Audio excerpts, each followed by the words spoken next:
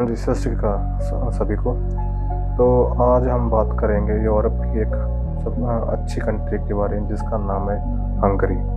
ठीक है, तो हंगरी के बारे में आज बात करेंगे। तो अगर आप यूरोप जाना चाहते हो, यूरोप में एक जॉब करना चाहते हो, अच्छी जॉब करना चाहते हो, जैसे थे भाई फैक्ट्री वर्कर हो गया, ठीक है, वेयर हाउस वर्कर हो गया, और उसके बाद बिल्डिंग लाइन में जो हेल्पर होते हैं उनकी की जॉब, ड्राइवर की जॉब, और एग्रीकल्चर के में। ठीक है, तो ये वीडियो आपके लिए है।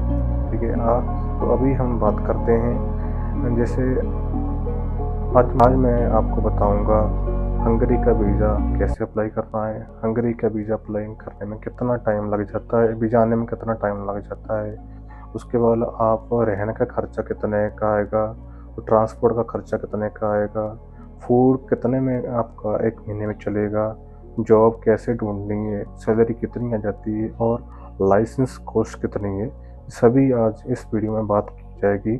इसलिए आप वीडियो शुरू से लेके लास्ट तक देखना, स्किप मत करना।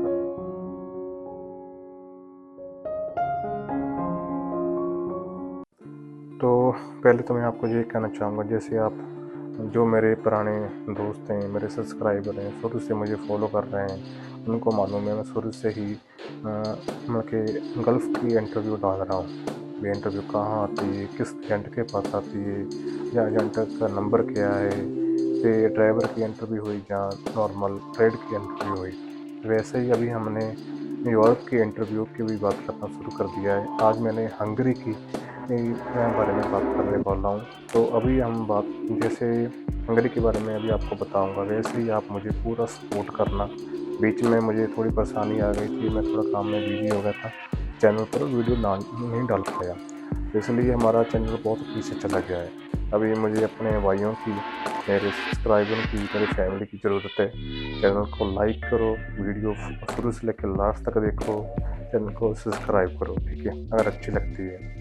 तो अभी हम बात करते हैं अभी हंगरी में कैसे जा सकते हैं। मैंने पूरा लिख के रखा हुआ है कि क्या क्या प्रोसीजर, कैसे कैसे ये हम ये हो सकता है। ठीक है, पहले हम बात करेंगे भी हंगरी में हम कैसे जा सकते हैं। जैसे पहला स्टेप होता है एम्प्लॉयमेंट ऑफ़र, जो जॉब लेटर होती है ना, जो एम्प्लॉयर आपको हंगरी से भेजेगा, पहले तो आपकी वो आएगी, उसके बाद डायरेक्ट आपको अप्लाई करनी पड़ेगी। ठीक है, अगर आप डायरेक्ट जॉब ढूंढना चाहते हो भी हम बिना एजेंट से सीधी जॉब को ढूंढो, बीच में एजेंट ना आए, तो आप मुझे बताएं, नीचे लिखे डायरेक्ट जॉब, मैं उसके ऊपर के वीडियो लेके आऊँगा, तो आपको बताऊँगा डायरेक्ट जॉब कैसे ढूंढ सकते हैं। तो अगर आप डायरेक्ट जॉब नहीं ढूंढ सकते तो आप एजेंट के थ्रू अप्लाई कर सकते हैं। ठीक है, तो सबसे पहले आपको जॉब लेटर आएगा। अगर आप एजेंट से थ्रू अप्लाई कर रहे हैं या खुद अप्लाई कर रहे हैं, तो पहले आपको अप्रोच करना पड़ेगा बाहरली जो कंट्री है, जो हंगरी कंट्री है, वहाँ के किसी मतलब कि कंपनी के मालिक को, या किसी वेयर हाउस वर्कर एम्प्लॉय को, कंपनी को, कि हम जॉब करना चाहते हैं। अपना एक CV बना के भेजना पड़ेगा। जब आपको जॉब लेटर मिल जाएगी, जॉब लेटर मिलने के बाद अपन employee Hungary work permit apply हो जाएगा आपका। ठीक है, जैसे कि उसको बोलते हैं, पहले आप बोलता हूँ उसको बोलते हैं क्या है, आपको पहले मैं वो बताता हूँ। ठीक है, जो उसको बोलते हैं D टाइप वर्क वीज़ा। ठीक है, D टाइप वर्क वीज़ा बोलते हैं, जो हंगरी एम्बेसी अप्लाई करती है। ठीक है, उसको D टाइप वर्क वीज़ा बोलते हैं, जो हंगरी एम्बेसी अप्लाई करती है। तो हंगरी पहुंचने के बाद, जब हंगरी पहुंच जाती हो, इधर का पूरा काम हो जाता है, जो भी डॉक्यूमेंट होते हैं, जब पूरी डिटेल में वीडियो जानना चाहते हो क्या डॉक्यूमेंट लगते हैं, तो आप नीचे लिख दो डायरेक्ट वीज़ा, मैं आपको पूरी वीडियो बना के डाल दूँगा। अब इससे मैं आपको मोटा मोटा बता रहा हूँ।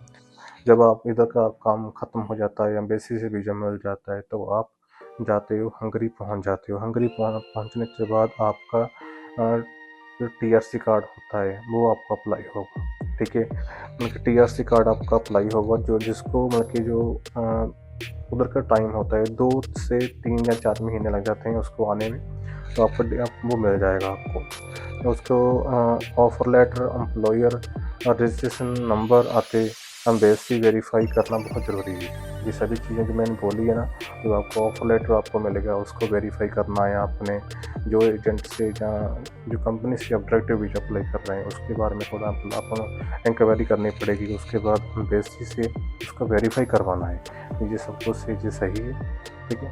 उसके बाद हम चलते हैं, जब सब काम ख़त्म हो जाता है, आपका वीज़ा भी आ गया, हंगरी भी पहुँच गए। हंगरी पहुंचने के बाद आपको टीआरसी कार्ड भी मिल गया, तो उसके बाद जो नेक्स्ट स्टेप होता है, ठीक है, अभी उसके बाद बात करने वाले हैं। तो अभी हम बात करेंगे तो हंगरी में लिविंग खर्चा कितना जाता है, रहने का खर्चा कितना आ जाता है, ठीक है।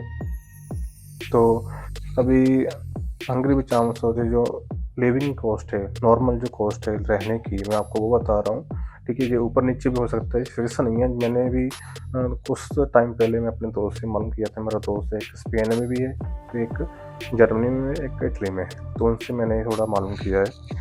जो आपका रूम रेंट हो सकता है वो आपका 200 से लेके 300 तक भी आपका रूम रेंट होगा।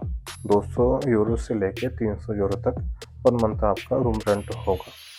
तो अगर उसके बाद हम बात करते हैं फूड की, जो फूड का जो आपका मिनिमम, जैसे आप जो नॉर्मल खाना खाते हैं, जो उनके बजट में चलेंगे, उनका आएगा 150 फूड का।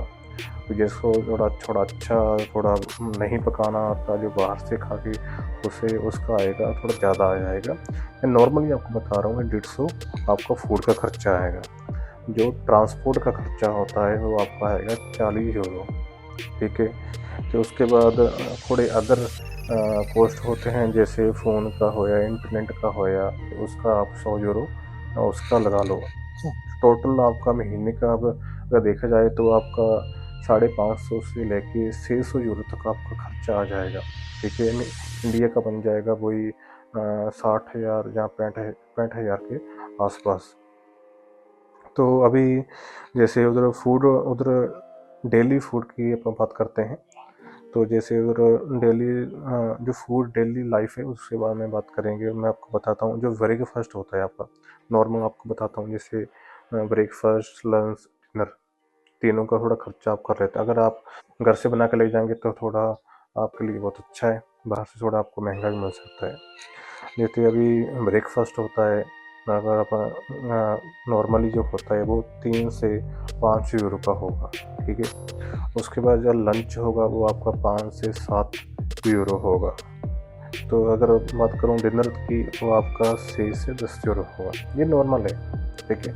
अगर थोड़ा जैसे इंडियन होगा, इंडिया में थोड़ा भी ज़्यादा खाने की आदत होती है, जैसे अभी बाहर वाले तो सैंडविच बना के साथ में जूस पी के काम ख़त्म कर देते हैं, हमारा ऐसा नहीं है ना।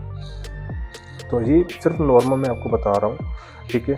तो और हंगरी और पोलैंड में थोड़ा सेम है, भाई इधर में इंडियन लड़के बहुत हैं, जैसे हंगरी में, पोलैंड में, रोमानिया में, ठीक है, इटली में, स्पेन में, यहाँ इंडियन आपको नॉर्मली मिल जाएंगे, ठीक है। उसके बाद हम बात करते हैं जॉब प्लस सैलरी की, ठीक है। जो जो इसमें जॉब ढूंढनी है आपने, सैलरी कितनी होती है, मैं अभी उसमें बारे में बात करूँगा। हंगरी में जो नॉर्मल जॉब होती है उसमें बात करेंगे। जैसे कि जो वेयर हाउस वर्कर होता है उसकी सैलरी की बात करूँ तो, ठीक है, आपकी जो नॉर्मल सैलरी होगी वो 900 से लेके 1200 तक हो सकती है। जैसे 900 भी हो सकती है, 1000 भी हो सकती है, 1100 भी, 1200 भी पर मंथ, ठीक है। उसके बाद वर्क आवर, जो आपके जो उनके काम करने का जो कितने घंटे होंगे, तो वो आपको वो बताना चाहूँगा। वो आपके 40 से लेके 48 घंटे आपके वीक के होंगे, एक हफ्ते के, ठीक है। जो फैक्ट्री वर्कर होते हैं उनकी सैलरी 1000 से लेके 1300 तक मंथली होती है। जो आपको, अगर आपको स्किल वैसे नॉर्मल मशीन का काम होना चाहिए फैक्ट्री में, जो भी मशीन होती है, पैकिंग का काम होता है, ठीक है। फिर उसके बाद आते हैं एग्रीकल्चर लाइन, ठीक, खेती बाड़ी का जो काम होता है एग्रीकल्चर में, फार्म वर्कर जिसको बोल देते हैं, उसमें आपकी सैलरी होती है 900 से लेके 1200 यूरो मंथली, ठीक है। तो ये फुल टाइम होता है, ठीक है। आप फार्म में वहीं रहते हो, वहीं आपको जो फार्म का मालिक है खाना मिलता है, सब वहीं होता है आपका, ठीक है। जो ड्राइवर का टैक्सी ड्राइवर हो चाहे ट्रक ड्राइवर होगा, नॉर्मली बता रहा हूँ, आपकी सैलरी जो होती है वो 1100 से 1500 की मंथली होती है। और लाइसेंस हंगरी का आपको, यूरोप का लाइसेंस आप अप्लाई कर सकते हो, मिल जाएगा आपको। अगर आपके पास पासपोर्ट या कुछ टाइम आपको उधर रहते हुए हो गया है, कंपनी आपको सपोर्ट करेगी। उसके बाद आ जाता है जो बिल्डिंग लाइन में हेल्पर होते हैं, उनकी सैलरी की बात करूँ तो उधर उनकी सैलरी 800 से 900 यूरो लगती है। ठीक है, ये तो हो गई। अभी हमने बात की है जॉब की, कौन से जॉब होते हैं नॉर्मली और कितनी सैलरी होती है। तो अभी हम बात करेंगे जो है उधर सेविंग। सेविंग नॉर्मली कितनी, वो अपने ऊपर से डिपेंड करता है कौन कितनी सेविंग कर सकता है। वैसे मैं अभी आपको बता रहा हूँ, जो मंथली जो अर्निंग होती है वो आपकी 900 से 1500 यूरो तक होती है। ठीक है, फिक्स सैलरी जो होती है। तो उसके बाद जो कॉस्ट, सभी लिविंग कॉस्ट मिलाकर सभी खान पीने आपका वो 600 यूरो 650 यूरो वो मिला लो। ठीक है, उसके बाद जो अभी आपकी जो सेविंग होती है वो आपकी 400 भी हो सकती है, 700 भी हो सकती है। तो इस हिसाब से इंडिया का भी आपको 40,000 भी आपका सेविंग कर सकते हो और 70,000 भी सेविंग कर सकते हो। ठीक है, ये उनके बारे में बताया जिनका काम वेयर हाउस से फैक्ट्री की जॉब है। ठीक है, उसके बाद जो कंपनी है जो यूरोप में स्कैम होते हैं, मैं उसके बारे में अभी थोड़ा आपको बता रहा हूँ। जो व्हाट्सएप के ऊपर आपको ऐड आती है ना, मुझे बोलते हैं भी पहले पेमेंट करो, उससे थोड़ा बच के रहो। जो फेक जॉब होती है, ऑफर लेटर होती है, उनकी थोड़ा बच के रहो। अपना ऑफर लेटर चेक करवा लें एक बार। ठीक है, ऑलवेज एम्बेसी गवर्नमेंट वेरीफाई करवाएं। ठीक है, कोई भी आपका डॉक्यूमेंट है जो बाहर से आया है उसका एक बार एम्बेसी से, अगर एम्बेसी वेरीफाई करती है तो उससे वेरीफाई करवा लें आप। ठीक है, तो ऐसे ही मैंने हंगरी के बारे में बताया, जितनी मुझे नॉलेज मैं इकट्ठी कर पाया तो मैंने आपको बताया है। ठीक है, तो दोस्तों अभी हमने बात की है हंगरी के वर्क परमिट के बारे में 2026 के। ठीक है, तो जिसमें हमने बताया लिविंग वीजे के बारे में, लिविंग के बारे में, रहने के बारे में, जॉब के बारे में, सैलरी के बारे में, उसके बाद लाइसेंस, सेविंग और एवरीथिंग। ठीक है, जे आपको ये वीडियो अच्छी लगी हो, आपको हेल्पफुल लगी हो तो वीडियो लाइक करें, कमेंट में लिखें हंगरी रेडी। ठीक है, अगर आप चाहते हो और अच्छी वीडियो आपको मिलती रहे, थोड़ी नॉर्मल आपको यूरोप के बारे में या गल्फ़ के बारे में आपको कोई भी जानकारी चाहिए तो मेरा चैनल सब्सक्राइब कर लें, मुझे कमेंट करें। अगर आप किसी को एजेंट ढूंढ रहे हो, आपको एजेंट चाहिए 100% गारंटी वाला, तब भी मुझे मैसेज कर सकते हैं। और अच्छी वीडियो देखने के लिए मेरा चैनल सब्सक्राइब कर लें। फिर मिलेंगे एक अच्छी वीडियो के साथ। सभी को मेरी ओर से